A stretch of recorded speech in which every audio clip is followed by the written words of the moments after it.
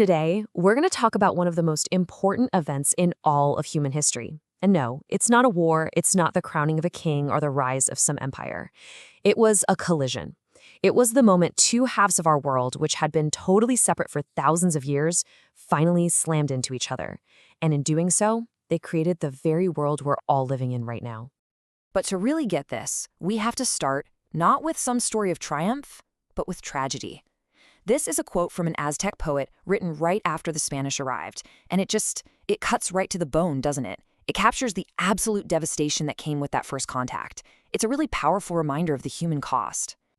You see, all that grief was the direct result of something monumental. I want you to imagine two separate planets, okay?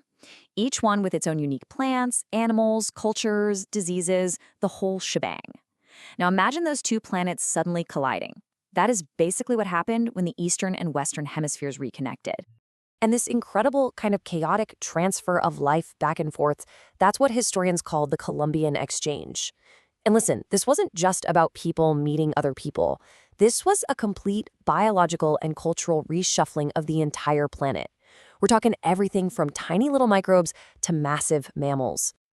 And the first, and by far the most catastrophic effect of this exchange, well, it wasn't something anyone planned. It was totally invisible, and it led to what historians now call the Great Dying.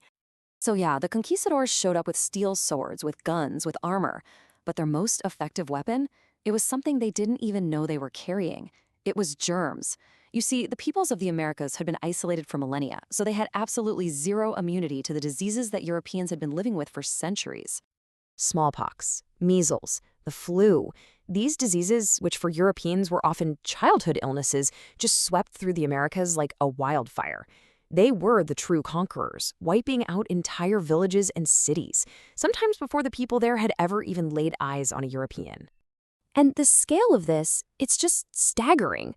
In some parts of the Americas, in less than 100 years, up to 90% of the original population was gone. Just gone. It was one of the single greatest demographic disasters in all of human history, and it was all caused by invisible microbes. But here's the thing. The exchange wasn't just a one-way street of destruction. It also brought new life, creating what you could call a new global menu. It completely and radically transformed what people ate, all across the globe. And what's so wild about this is just how much went both ways. So the old world, Europe, Asia, Africa, brought over things like wheat, cattle, pigs, and coffee. But in return, they got potatoes, corn, and tomatoes, foods that would become absolutely essential to their own survival and growth. This really lays out the before and after, right? Before 1492, there were no pigs or cows in Mexico. Can you imagine? And in Europe, there were no potatoes or corn. Those high-calorie crops from the Americas fueled a massive population boom in Europe, which you can argue paved the way for the Industrial Revolution itself. I mean, just stop and think about it for a second. The potato is completely synonymous with Ireland. The tomato is the absolute heart of Italian food. Neither of those things even existed in Europe before this exchange. It literally created the modern foods and cuisines that we all know and love today. But this new global menu didn't just change our dinner plates. It created a whole new global economy. And two items in particular, silver, and especially sugar, became the fuel for a global system built on brutal exploitation. And the key idea here is the cash crop. Europeans weren't growing sugar in the Americas to feed themselves. Oh no. They were growing it on these massive plantations to sell it for a huge profit back in Europe, where the demand for it was just exploding. This was farming purely for money. And this demand for sugar created a truly horrific cycle. The demand was just insatiable. So as the indigenous populations died from disease, Europeans turned to Africa for labor, creating the transatlantic slave trade. And then the massive profits from all that sugar were used to fund the capture and enslavement of millions more people.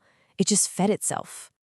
The conditions on these sugar plantations were so deadly, they were nicknamed engines, the Portuguese word for engines. Because that's what they were. They were engines that literally consumed human lives.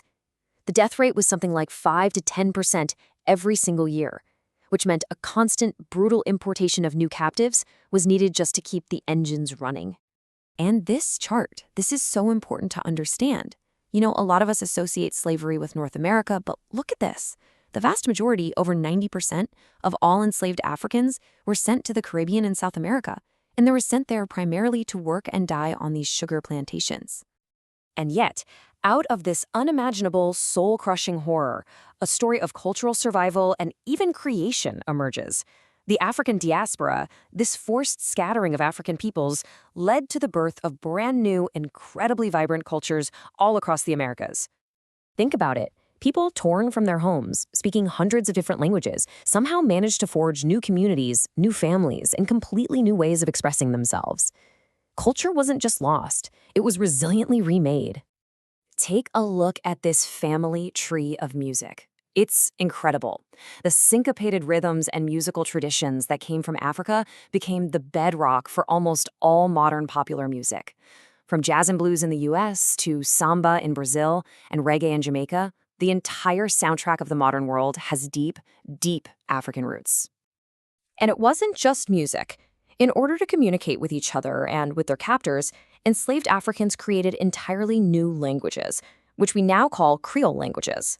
They're a powerful testament to human ingenuity, blending African grammar and sentence structure with European words.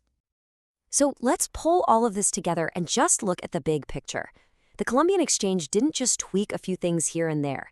It fundamentally, completely, and irreversibly remade the entire world, biologically, culturally, and for all of its people. This chart just perfectly summarizes the incredibly unequal outcomes. You have a catastrophic population collapse in the Americas, a massive population boom in Europe thanks to all those new American crops, and in Africa, the population actually grew, despite the horrors of the slave trade, partly because of new nutritious foods from the Americas, like cassava and corn. The legacy of this event is everywhere. It's in the coffee you might have had this morning, the potatoes you might have for dinner tonight, the music you listen to on your way to work. It created our interconnected, globalized world. But it leaves us with this huge question, right? To understand the world we live in, we have to understand this collision, and we have to wrestle with its complicated, messy legacy of both incredible creation and unimaginable destruction.